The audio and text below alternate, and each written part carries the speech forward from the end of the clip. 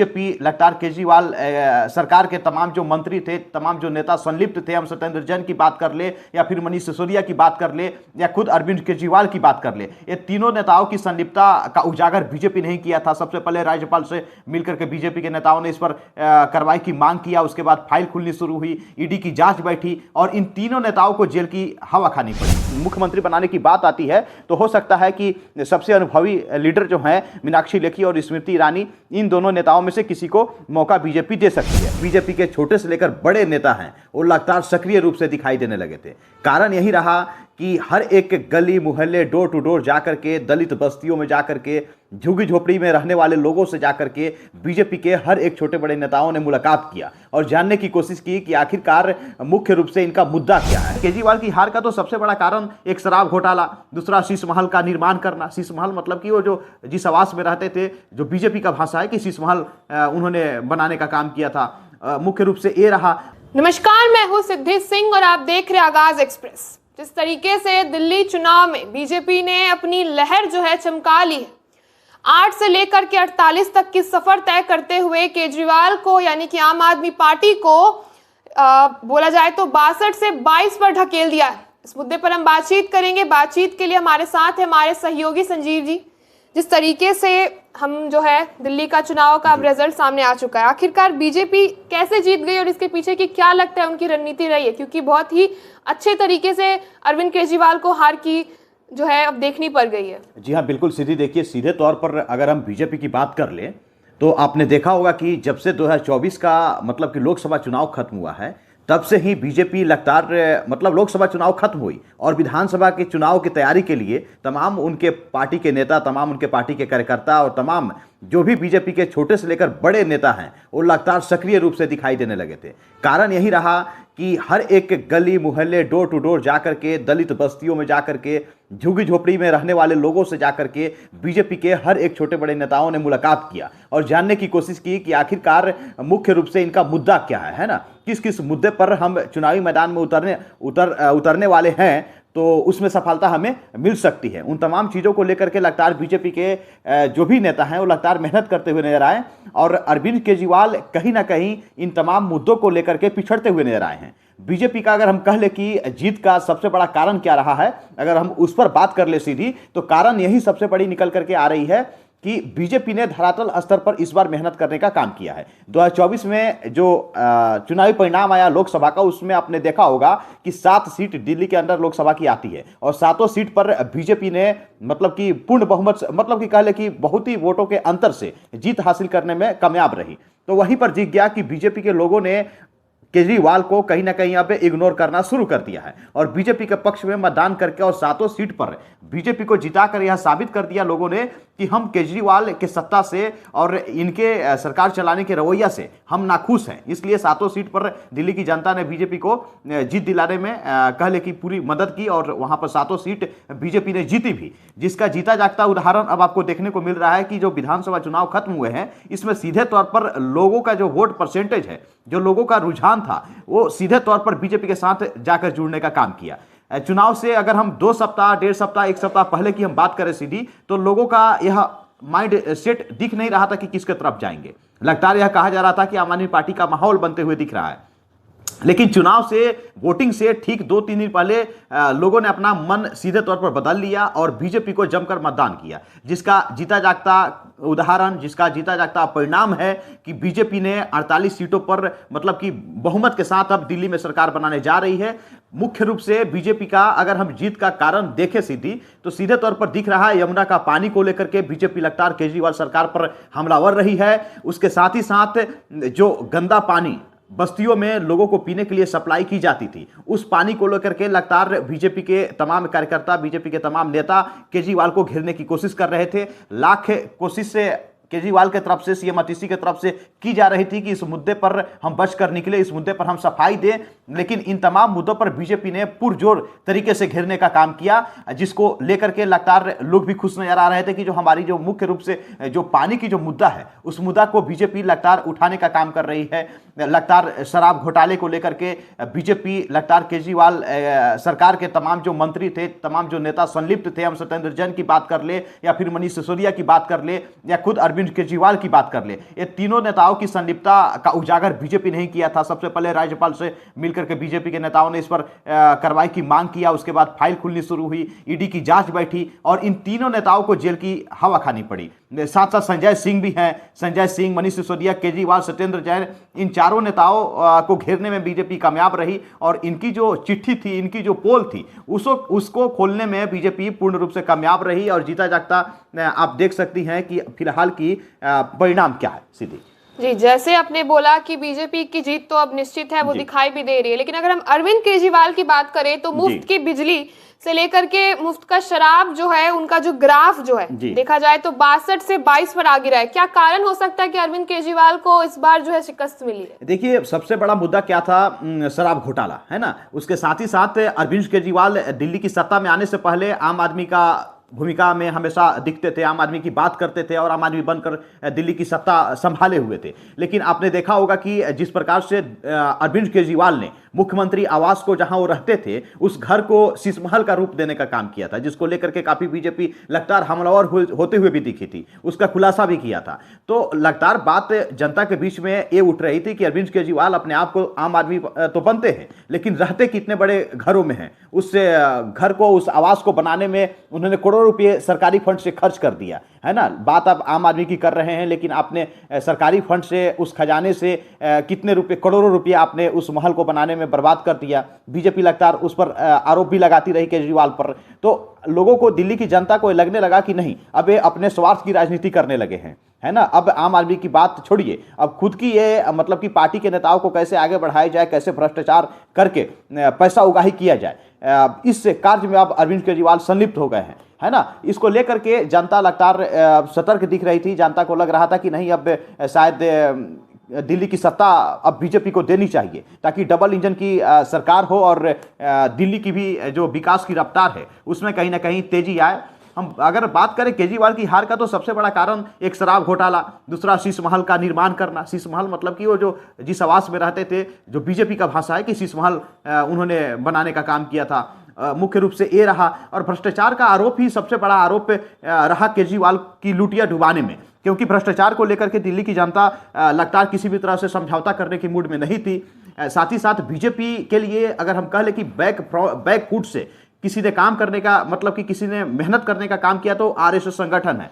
आपको पता होगा सीधी कि बीजेपी के लिए आरएसएस संगठन काफी सक्रिय रूप से काम करती है और बीजेपी जिस भी राज्य में, जिस भी चुनाव में, या फिर हम अगर राष्ट्रीय चुनाव लोकसभा की बात कर ले, जिस सीट पर कमजोर पड़ती हुई दिखती है, वहां पर आरएसएस के जो कार्यकर्ता होते हैं, आरएसएस के जो जुड़े हुए लोग होते हैं, वो लोग जाकर के बीजेपी के पक्ष में माहौल बनाने का काम करने लगते हैं। तो जितने भी आरएसएस के कार्यकर्ता थे वो लगातार लग गए थे केजरीवाल की कुंडली को खोलने में। केजरीवाल सरकार के अंदर जो कमियां थी, उस कमियां को घर घर जाकर के आरएसएस के कार्यकर्ताओं के द्वारा बताया जाता था कि देखिए केजरीवाल की सरकार में क्या कुछ कमियां हैं, भ्रष्टाचार में संलिप्त हैं इनके तमाम मंत्री, जिसका वजह रहा कि इनको जेल भी जाना पड़ा। तो इन सभी चीजों को लेकर के लोगों के अंदर एक कह ले कि सतर्कता बढ़ गई थी कि केजरीवाल अब भ्रष्टाचार में संलिप्त हो चुके हैं, अब विकास की बात अब करते ही नहीं हैं। जो भले ही उन्होंने वादा किया था उसे निभाने का काम इन्होंने तो किया है, लेकिन अब भ्रष्टाचार की तरफ अब केजरीवाल बढ़ गए हैं। मुख्य रूप से केजरीवाल, ये नहीं कहा जा सकता कि केजरीवाल ने काम नहीं किया।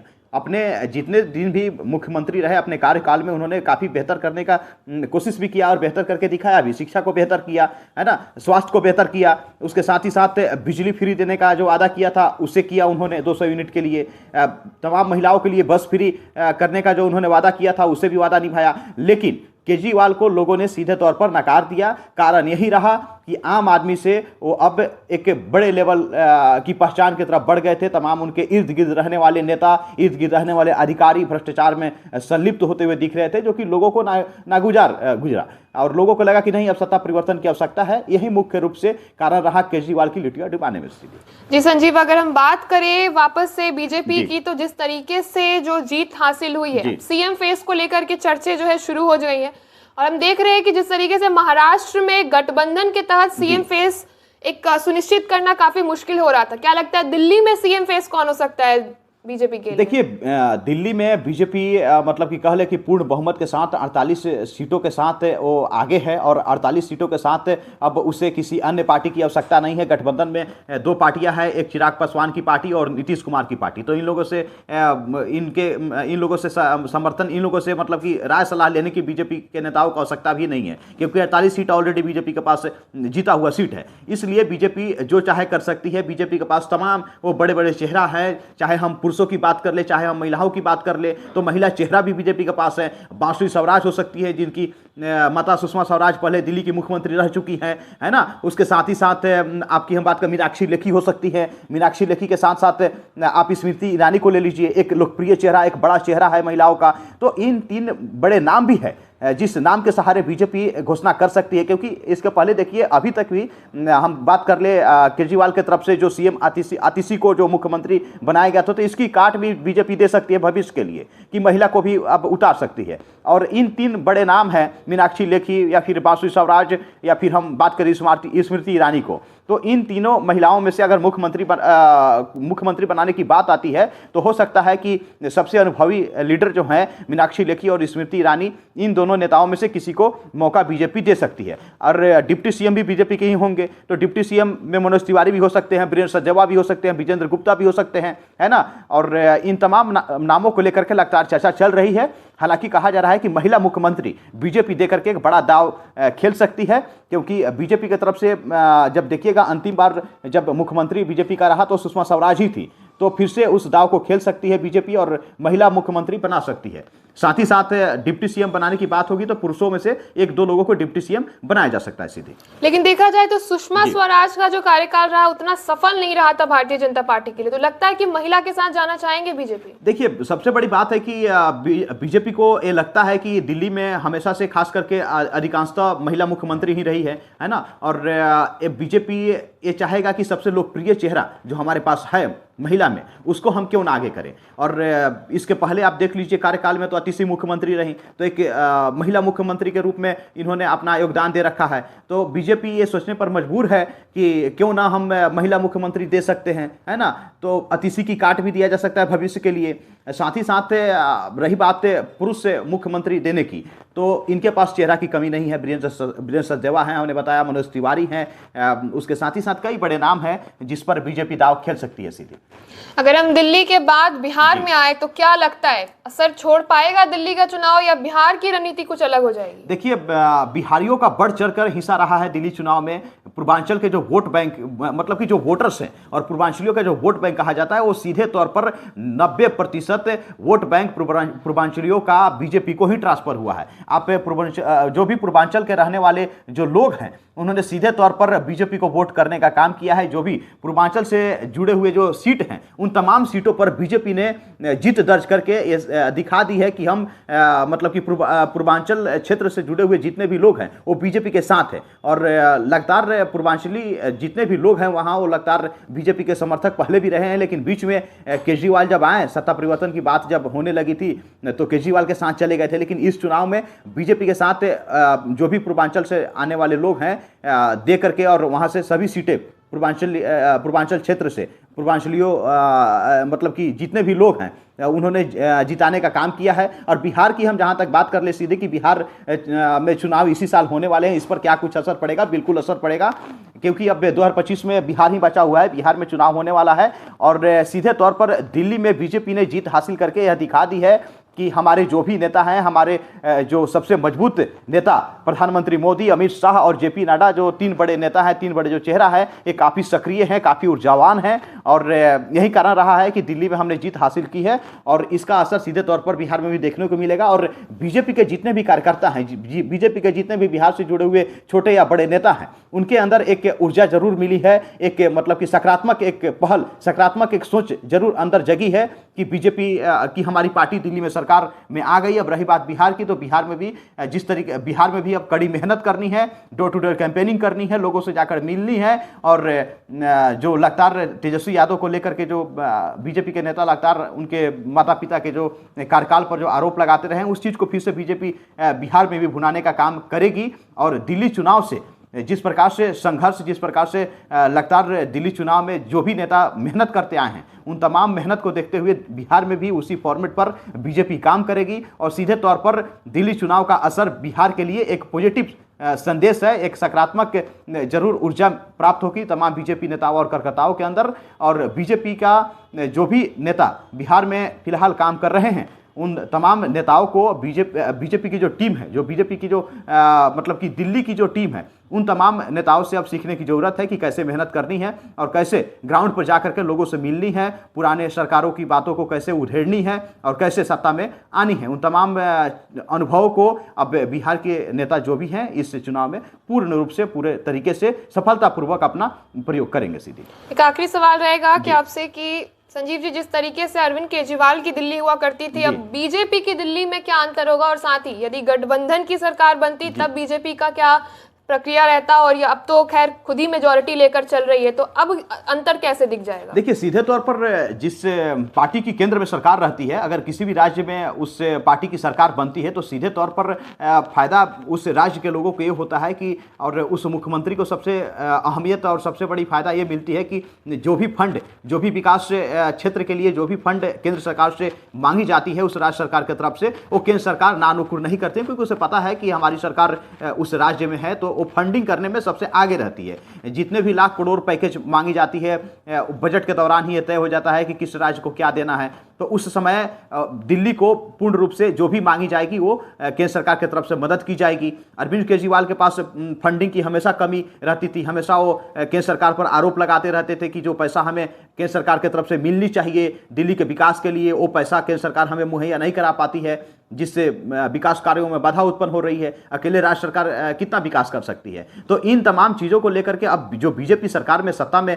आई हुई है, तो इन तमाम पहलुओं पर अब बीजेपी के नेताओं को, बीजेपी के जो मुख्यमंत्री बनेंगे वहां पर ये चीज़ें सामने नहीं आएगी और दिल्ली की जो विकास है उसमें अब रफ्तार मिलेगी, क्योंकि डबल इंजन की लगातार प्रधानमंत्री मोदी बात कर रहे थे कि अगर दिल्ली में सरकार बीजेपी की आप लोग बनाते हैं तो जो विकास की रफ्तार है उसमें दोगुनी रफ्तार आ जाएगी, क्योंकि केंद्र में भी हमारी सरकार है और राज्य में भी होगी, तो डबल इंजन की सरकार बनने से दिल्ली के लोगों को काफी फायदा मिलने वाला है।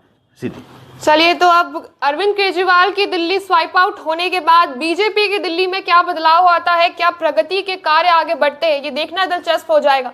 और साथ ही ये देखना होगा कि इसका असर बिहार पे कितना पड़ेगा, बिहार की राजनीति में, या यूं कहें कि बिहार का चुनाव अब कुछ ही महीनों में शुरू हो जाएगा और कुछ ही महीनों में बिहार के भी सीएम की ऐलान हम सुनेंगे। साथ ही हम जानेंगे कुछ ही समय में कि दिल्ली के आखिर सीएम बनेंगे कौन, बीजेपी का चेहरा कौन होगा जो दिल्ली की कमान संभालेगा। फिलहाल के लिए बस इतना ही। आगे की खबरों के लिए आप जुड़े रहे हमारे साथ और देखते रहिए आगाज एक्सप्रेस।